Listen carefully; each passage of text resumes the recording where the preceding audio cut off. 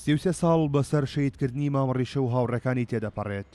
لە میادەدا هاوڕێ و هاوڕێبازانی شەیدان لە پاڵپەی کەری مامەڕیشە لە شاری کەرکووک ئەو یادە دەکەنەوە و بەڵێنی بەردەوام بوون لەسەر هەمان ڕێباز دووپات دەکەنەوە.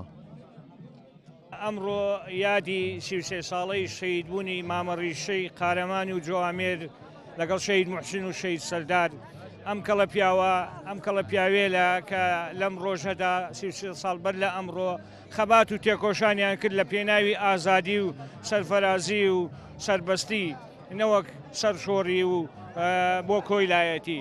ئەم پیاوە قارەمانە خەبات و تێکۆشانەکەی مەبەست بۆ هەموو داکۆچێکان بۆ نەتەوەی کورد و هەموو پێکاتەکانی شاری کەرکووک بووە.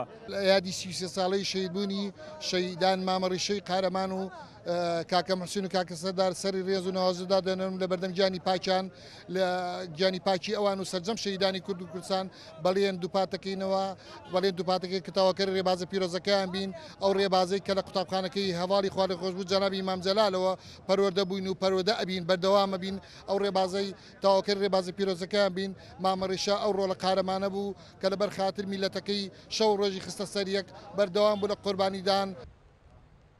لەلایەکی دیکەشەوە لە قەزای چەمسەماڵ مەراسیمێکی شایستە لە سەرگۆڕی شەهید مامەڕیشە و شەهید سەردار ڕێکخرا و تاچەگوڵینەی ڕێز و وەفا لە سەرگۆڕی شەهیدان دانرا. ئەم ساڵ یادە دیارە لە ساڵانی پێشوش لەلایەن قایمقامێت و ڕێخستنەکانی سنووری قەزای چەمسەماڵ بە تایبەتی مەڵبەندەوە کراوە. هەم ساڵانە ئەم یادە دەکرێتەوە لە سنووری چەمسەماڵ و خۆشبەختانە ئەم ساڵیش توانیمان هەرچەند قەیرانی دارایی بوو هەرچەند بارودۆخی کوردستان لە ڕووی سیاسی و داراییەوە سەقامگیر نییە بەڵام توانیمان بەهاو کاری سەرجەم دڵسۆزانی مامەڕیشە و هاوڕێبازەکان و هاوخەباتی توانیمان ئەم یادە بکەینەوە. ئازایەتی و چاونەترسی و دوژمن بەزاندنی مامەڕیشە و هاوڕەکانی دوژمنی هێنا بۆ لەرزین. هەر بۆیە با پیلانێکی ترسنۆکانە ڕیشە و هاوڕەکانی شەید کران. ئەمەش هێندەی دیکا گڕی ئاگری شۆڕشی لە دڵی گەنجان و لاواندا بەتینتر کرد. کارۆن محەممەد، کورد ساد نیوز، کەرکووک.